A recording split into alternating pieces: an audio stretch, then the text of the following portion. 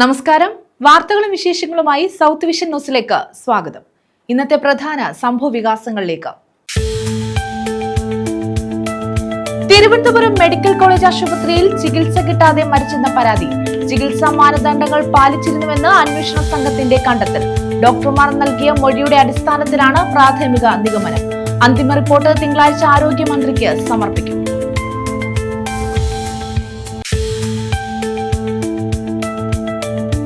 പുനലൂർ നഗരസഭയിലെ അഴിമതി ആരോപണം. വിജിലൻസ് അന്വേഷണത്തിന് ഉത്തരവ്. നിയമസഭാ സെക്രട്ടേറിയറ്റാണ് അന്വേഷണത്തിന് ഉത്തരവിട്ടത്.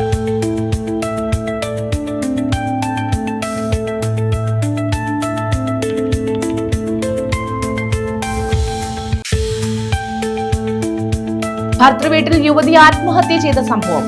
ആരോപണവുമായി കുടുംബം. ശൂർനാട് സ്വദേശി രേഷ്മയുടെ മരണത്തിന് പിന്നിൽ ഭർത്താവും വീട്ടുകാരുമാണെന്ന് ബന്ധുക്കൾ. നിയമ പോരാട്ടത്തിന് തയ്യാറെടുത്ത കുടുംബം.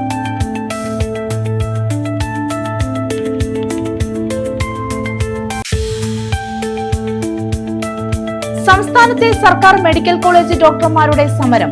ഡോക്ടർമാരെ ചർച്ചയ്ക്ക് വിളിച്ച് ആരോഗ്യമന്ത്രി വീണ ജോർജ്. തിങ്കളാഴ്ച ഉച്ചതിരിഞ്ഞ് 3-ന് ആരോഗ്യമന്ത്രിയുടെ ചേംബറിലാണ് കൂടിക്കാഴ്ച.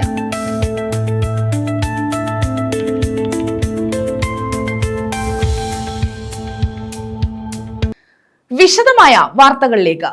തിരുവനന്തപുരം മെഡിക്കൽ കോളേജ് ആശുപത്രിയിൽ ചികിത്സ കിട്ടാതെ ഹൃദ്രോഗിയായ വേണു മരിച്ചെന്ന പരാതിയിൽ ചികിത്സാ മാനദണ്ഡങ്ങൾ പാലിച്ചിരുന്നുവെന്ന് അന്വേഷണ സംഘത്തിന്റെ കണ്ടെത്തൽ. പ്രോട്ടോകോൾ അനുസരിച്ചുള്ള ചികിത്സ നൽകിയെന്നാണ് അന്വേഷണ സംഘത്തിന്റെ വിലയിരുത്തൽ. രേഖകൾ സഹിതം ഡോക്ടർമാർ നൽകിയ മൊഴിയുടെ അടിസ്ഥാനത്തിലാണ് പ്രാഥമിക നിഗമനം. അന്തിമ റിപ്പോർട്ട് തിങ്കളാഴ്ച ആരോഗ്യമന്ത്രിക്ക് സമർപ്പിക്കും. ഹൃദയാഘാതം സംഭവിച്ച് 24 മണിക്കൂർ കഴിഞ്ഞാണ് വേണുവിനെ മെഡിക്കൽ കോളേജ് ആശുപത്രിയിൽ എത്തിച്ചതെന്ന് തെളിയിക്കുന്ന രേഖകൾ ഡോക്ടർമാർ അന്വേഷണ സംഘത്തിന് കൈമാറിയിട്ടുണ്ട്. 24 മണിക്കൂറിനുള്ളിൽ എത്തിച്ചാൽ മാത്രമേ ശസ്ത്രക്രിയ സാധ്യമാകൂ എന്നും ചികിത്സിച്ച ഡോക്ടർമാരുടെ മൊഴിയിലുണ്ട്.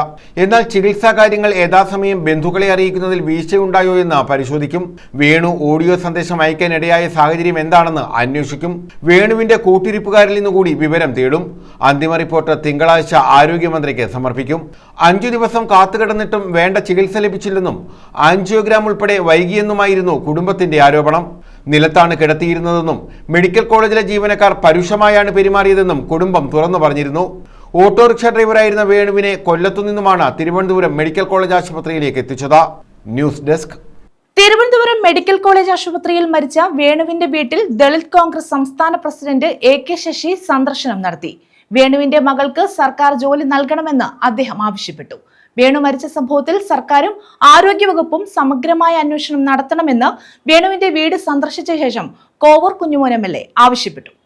തിരുവനന്തപുരം മെഡിക്കൽ കോളേജ് ആശുപത്രിയിൽ മരിച്ച വേണുവിന്റെ വീട്ടിൽ കോവൂർ കുഞ്ഞുമോൻ MLAയും ദളിത് കോൺഗ്രസ് സംസ്ഥാന പ്രസിഡന്റ് AK ശശിയും സന്ദർശനം നടത്തി.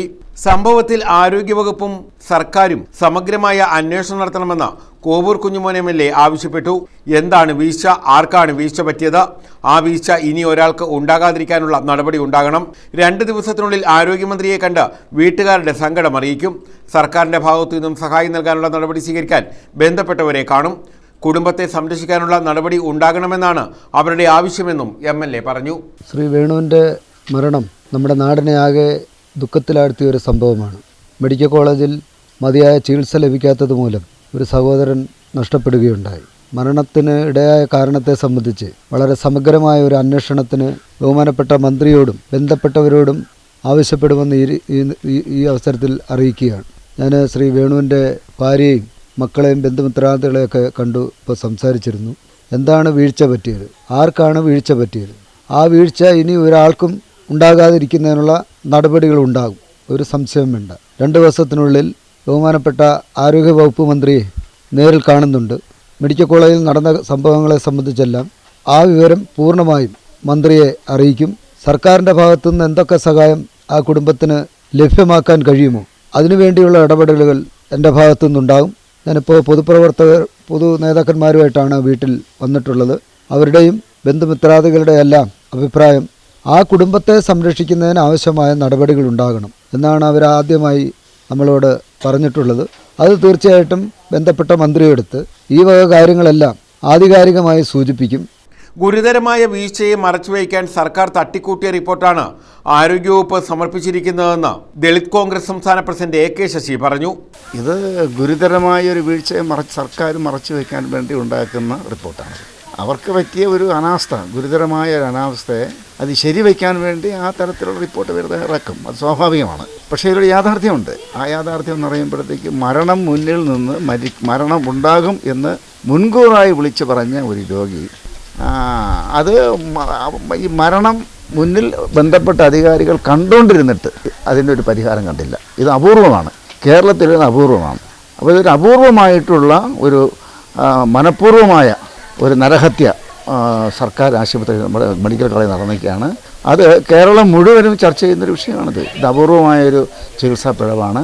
അത് സർക്കാർ എത്ര മറച്ചു വയ്ക്കാൻ ശ്രമിച്ചാലും ശരി, അതിലൊരു യാഥാർത്ഥ്യമുണ്ട്. ഈ വേണു മുൻകൂറായി പറഞ്ഞതാണല്ലോ ഞാൻ മരിക്കുമെന്ന് പല പ്രാവശ്യം പറഞ്ഞു. അങ്ങനെ വിളിച്ച് പറഞ്ഞിട്ട് പോലും അതിന് ബന്ധപ്പെട്ട അധികാരികൾ അത് ശ്രദ്ധിച്ചില്ല, അത് ഗവനിച്ചില്ല. അത് ഗുരുതരമായ വീഴ്ച. അതിനപ്പുറം മറ്റൊരു തെളിവ് വേണ്ട. ആ റിപ്പോർട്ടിൽ ആദ്യത്തെ തെളിവെന്ന് പറയുന്നത് അതാണ്. കേരളത്തിൽ ഇത് അപൂർവമാണ്.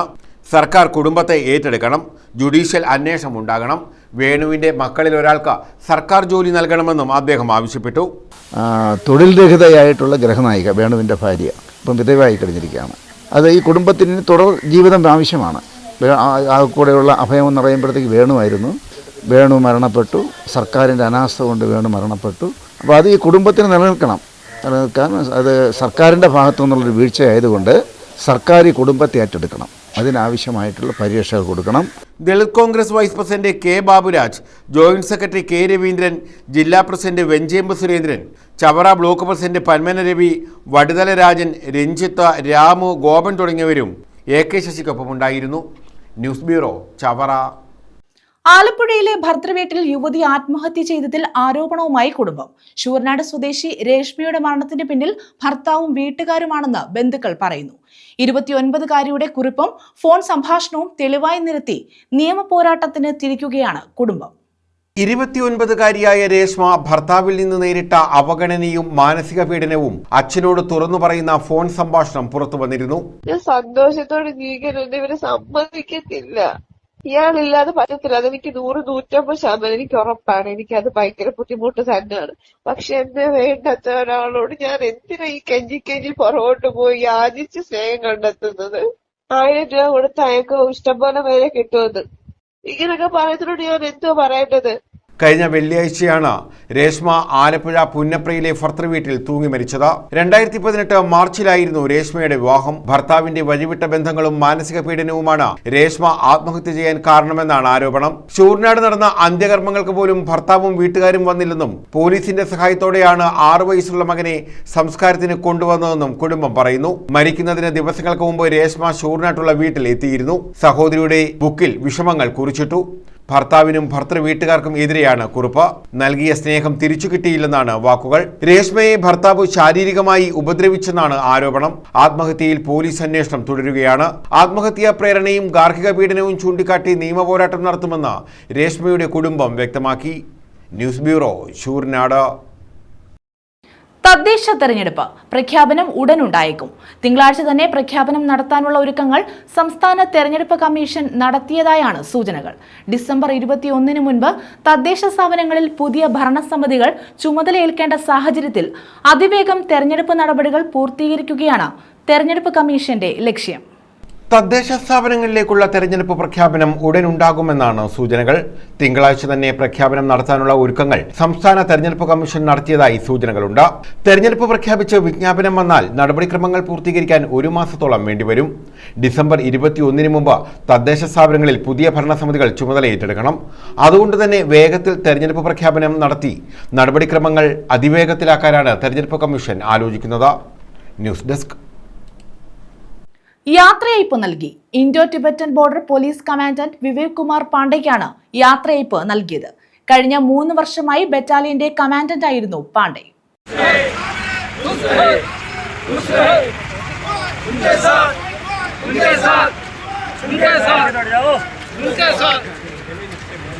ITBPയുടെ കമാൻഡന്റ് വിവേക് കുമാർ പാണ്ഡെയ്ക്കാണ് ബറ്റാലിയൻ യാത്രയയപ്പ് നൽകിയത്. കഴിഞ്ഞ 3 വർഷമായി ബറ്റാലിയന്റെ കമാൻഡന്റ് ആയിരുന്നു.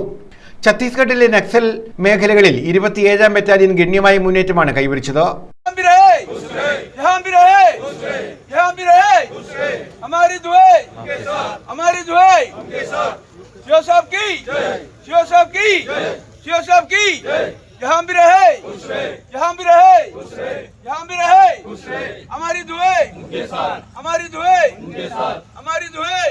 വിവേക് കുമാർ പാണ്ഡെയുടെ നേതൃത്വത്തിലായിരുന്നു ഈ മുന്നേറ്റം. ITBPയുടെ മികച്ച ഓപ്പറേഷണൽ യൂണിറ്റിനുള്ള ട്രോഫിയും കരസ്ഥമാക്കിയിരുന്നു. നൂറനാട് ബറ്റാലിയനിൽ നിന്നും സ്ഥലം മാറി ന്യൂഡൽഹിയിലെ ITBP ഹെഡ്ക്വാർട്ടേഴ്സിലാണ് വിവേക് കുമാർ പാണ്ഡെ നിയമിതനാകുന്നത്.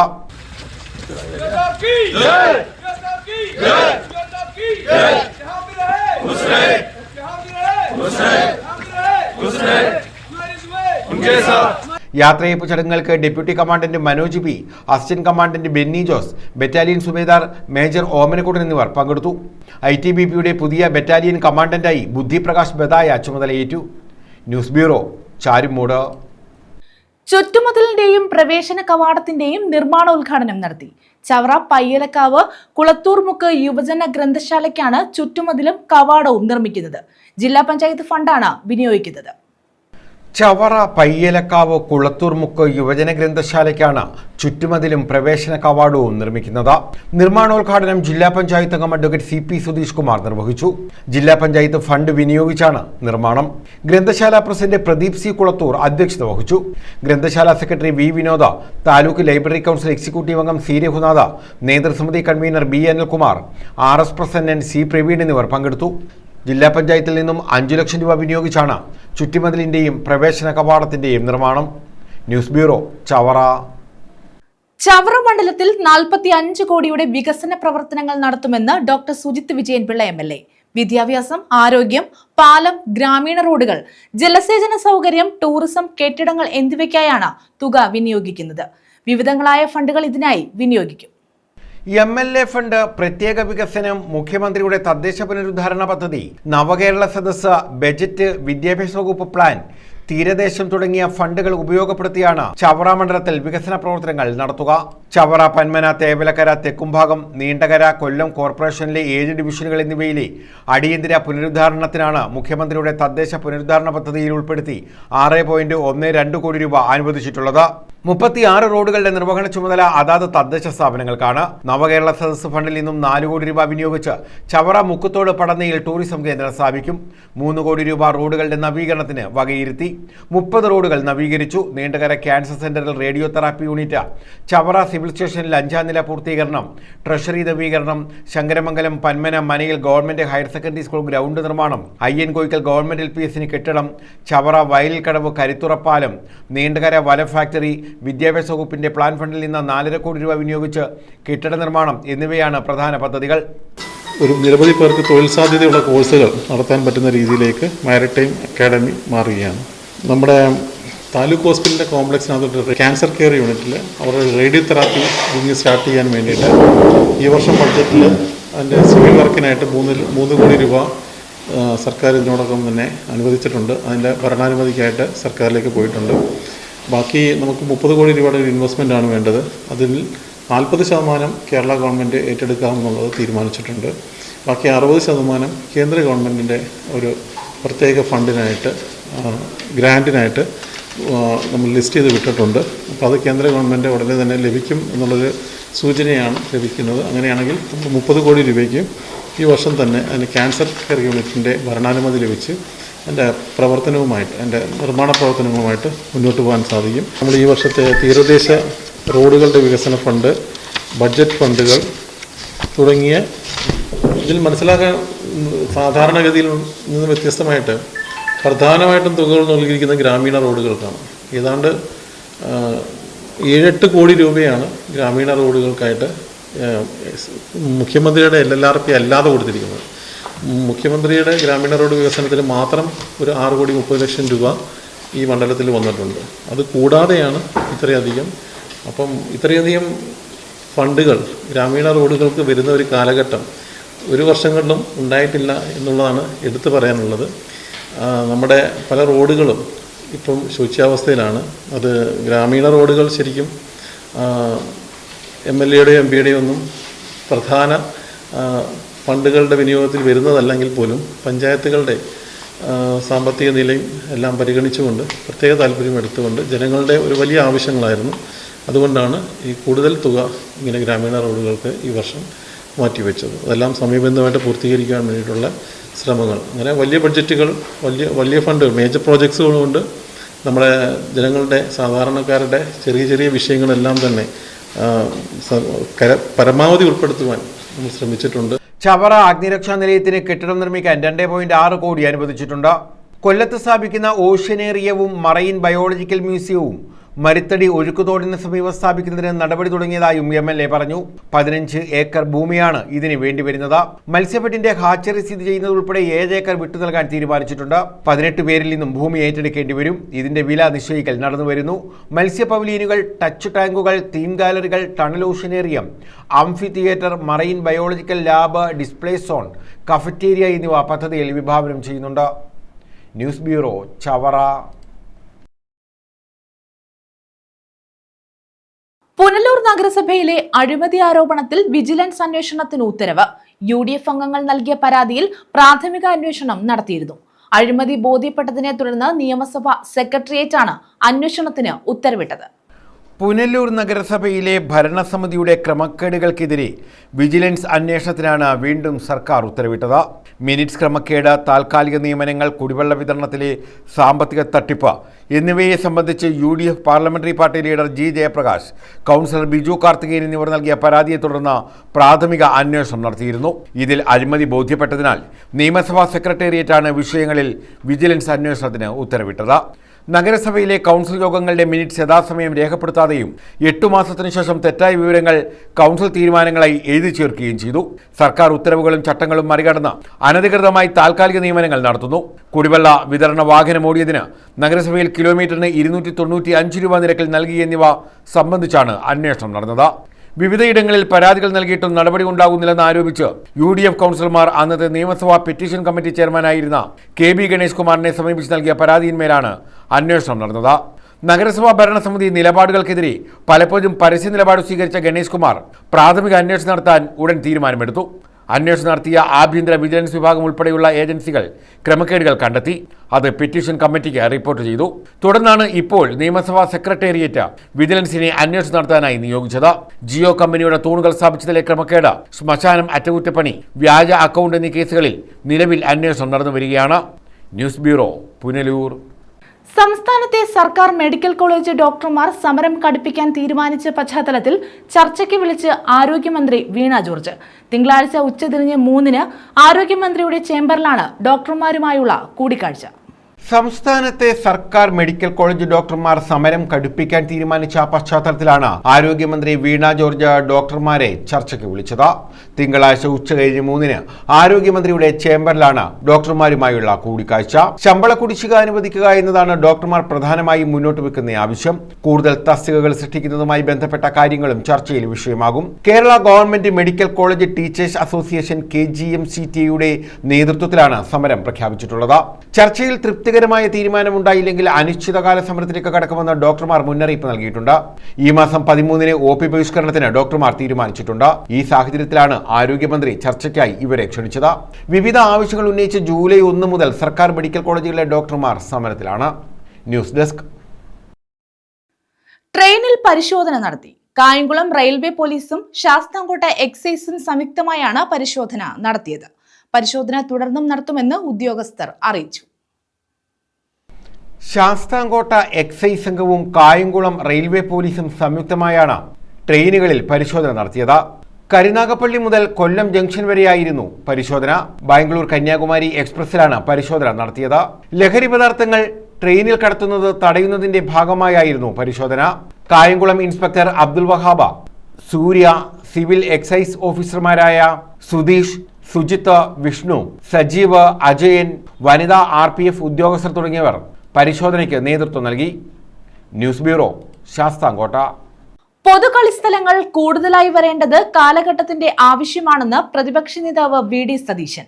പേരയം ഗ്രാമപഞ്ചായത്ത് സ്റ്റേഡിയത്തിന്റെ ശിലാസ്ഥാപനം നിർവഹിക്കുകയായിരുന്നു അദ്ദേഹം.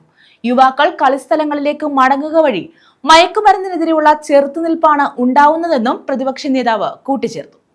പൊതുകളി സ്ഥലങ്ങൾ കൂടുതലായി വരേണ്ടത് കാലഘട്ടത്തിന്റെ അനിവാര്യതയാണെന്ന് പ്രതിപക്ഷ നേതാവ് വി.ഡി. സതീശൻ പറഞ്ഞു. പേരയം ഗ്രാമപഞ്ചായത്ത് സ്റ്റേഡിയത്തിന്റെ ശിലാസ്ഥാപനം നിർവഹിക്കുകയായിരുന്നു അദ്ദേഹം. യുവാക്കൾ കളിസ്ഥലങ്ങളിലേക്ക് മടങ്ങുക വഴി മയക്കുമരുന്നിനെതിരെയുള്ള ചെറുത്തുനിൽപ്പാണ് ഉണ്ടാവുന്നതെന്നും അദ്ദേഹം പറഞ്ഞു. നമുക്ക് അത്തരം കളിസ്ഥലങ്ങൾ ധാരാളമായി ഉണ്ടായിരുന്നു നമ്മുടെ ചെറുപ്പത്തിലല്ല. ഫുട്ബോളും വോളിബോളും അല്ലേ, ക്രിക്കറ്റും ഒക്കെ കളിച്ചിരുന്ന സ്ഥലങ്ങൾ ഇപ്പോൾ അതൊക്കെ ചുരുങ്ങി വരിക. നമ്മുടെ കുട്ടികൾ അവിടെ വന്ന് കളിക്കുകയും അവർക്കൊരു ശാരീരികമായ ആരോഗ്യത്തെപ്പറ്റി അവർക്ക് ബോധ്യം വരികയും ചെയ്താൽ അവരൊന്നും ഒരു ഡ്രഗ്സിന്റെയും പുറകെ പോവില്ല, ഒരു മദ്യപാനികളുടെ പുറകെയും പോവില്ല, ഒരു കൂലിത്തല്ലുകാരുടെയും പുറകെ പോവില്ല. വളരെ ലക്ഷ്യബോധത്തോടു കൂടി, നല്ല ഉത്തരവാദിത്തത്തോടു കൂടി, ശാരീരികവും മാനസികവുമായ ആരോഗ്യമുള്ള ഒരുപാട് കാര്യങ്ങൾ കുടുംബത്തിനും നാടിനും ഈ രാജ്യത്തിനും ചെയ്യാൻ കഴിയുന്ന ഒരു നല്ല തലമുറയെ വളർത്തിയെടുക്കാൻ നമുക്ക് കഴിയും. പി.സി. വിഷ്ണുനാഥ് എം.എൽ.എ. അധ്യക്ഷത വഹിച്ചു. ഒരു പഞ്ചായത്ത് സ്റ്റേഡിയം എന്ന സ്വപ്നം യാഥാർത്ഥ്യമാകുന്നതിന് വേണ്ടി പഞ്ചായത്തിന്റെ അഭ്യർത്ഥന മാനിച്ചാണ് എം.എൽ.എ. ഫണ്ടിൽ നിന്നും 99 ലക്ഷം രൂപ അനുവദിച്ച് അതിന്റെ നടപടിക്രമങ്ങളും എല്ലാം പൂർത്തിയാക്കി ഇന്ന് അതിന്റെ നിർമ്മാണ ഉദ്ഘാടനം ബഹുമാന്യനായ പ്രതിപക്ഷ നേതാവ് തന്നെ വേണമെന്ന ഒരു ആഗ്രഹത്തിന്റെ അടിസ്ഥാനത്തിൽ യഥാർത്ഥത്തിൽ കഴിഞ്ഞ ഒരു 1.5 മാസമായിട്ട് നമ്മളിത് നീട്ടി വെച്ചുപോയി. അദ്ദേഹത്തിന്റെ ഡേറ്റ് ഇന്ന് ലഭിച്ചു. ആ ദിവസം നമ്മൾ അതിന്റെ നിർമ്മാണ ഉദ്ഘാടനം നടത്തുകയാണ്. ഗ്രാമപഞ്ചായത്ത് പ്രസിഡന്റ് അഡ്വക്കേറ്റ് അനീഷ് പടപ്പക്കര മുഖ്യ പ്രഭാഷണം നടത്തി. GEMS foundation administrator George Thomas, S T. Alice Thomas എന്നിവർ ജെംസ് ഫൗണ്ടേഷൻ പ്രവർത്തനങ്ങൾ വിശദീകരിച്ചു. ഫൗണ്ടേഷൻ ഭാരവാഹികളെ ആദരിച്ചു. തിരുവനന്തപുരം ആസ്ഥാനമായ ജെംസ് ഫൗണ്ടേഷൻ ഗ്രാമപഞ്ചായത്തിന് സൗജന്യമായി നൽകിയ സ്ഥലത്താണ് സ്റ്റേഡിയം നിർമ്മിക്കുന്നത്. എം.എൽ.എയുടെ പ്രാദേശിക വികസന ഫണ്ടിൽ നിന്നും 99 ലക്ഷം രൂപ വിനിയോഗിച്ചാണ് നിർമ്മാണം. Vice president Rachel Johnson, block panchayat അംഗം അരുൺ അലക്സ്, സ്റ്റാൻഡിംഗ് കമ്മിറ്റി ചെയർപേഴ്സൺമാരായ B Stafford, N Shirley, Vinod Pappachan, panchayat അംഗങ്ങളായ Latha Biju, P Ramesh Kumar, Y Cherupushpam, P Suresh, Rajitha, panchayat secretary P G. Unnikrishnapillai, ആസൂത്രണ സമിതി vice chairman J. Sunil Jose എന്നിവർ പങ്കെടുത്തു. News bureau, Kundara. പ്രധാന വാർത്തകൾ വീണ്ടും. തിരുവനന്തപുരം മെഡിക്കൽ കോളേജ് ആശുപത്രിയിൽ ചികിത്സ കിട്ടാതെ മരിച്ചെന്ന പരാതി. ചികിത്സാ മാനദണ്ഡങ്ങൾ പാലിച്ചിരുന്നുവെന്ന് അന്വേഷണ സംഘത്തിന്റെ കണ്ടെത്തൽ. ഡോക്ടർമാർ നൽകിയ മൊഴിയുടെ അടിസ്ഥാനത്തിലാണ് പ്രാഥമിക നിഗമനം. അന്തിമ റിപ്പോർട്ട് തിങ്കളാഴ്ച ആരോഗ്യമന്ത്രിക്ക് സമർപ്പിക്കും.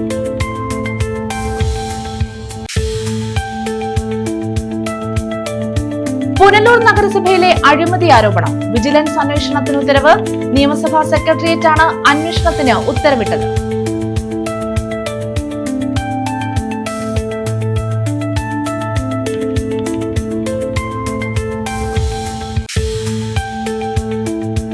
ഭർത്തൃവീട്ടിൽ യുവതി ആത്മഹത്യ ചെയ്ത സംഭവം. ആരോപണവുമായി കുടുംബം. ശൂർനാട് സ്വദേശി രേഷ്മയുടെ മരണത്തിന് പിന്നിൽ ഭർത്താവും വീട്ടുകാരുമാണെന്ന് ബന്ധുക്കൾ. നിയമ പോരാട്ടത്തിന് തയ്യാറെടുത്ത കുടുംബം.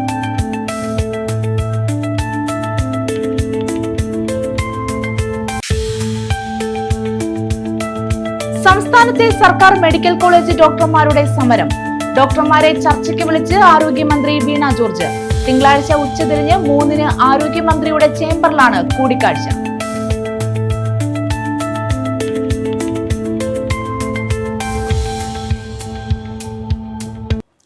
ഈ വാർത്താ ബുള്ളറ്റിൻ പൂർണ്ണമാകുന്നു.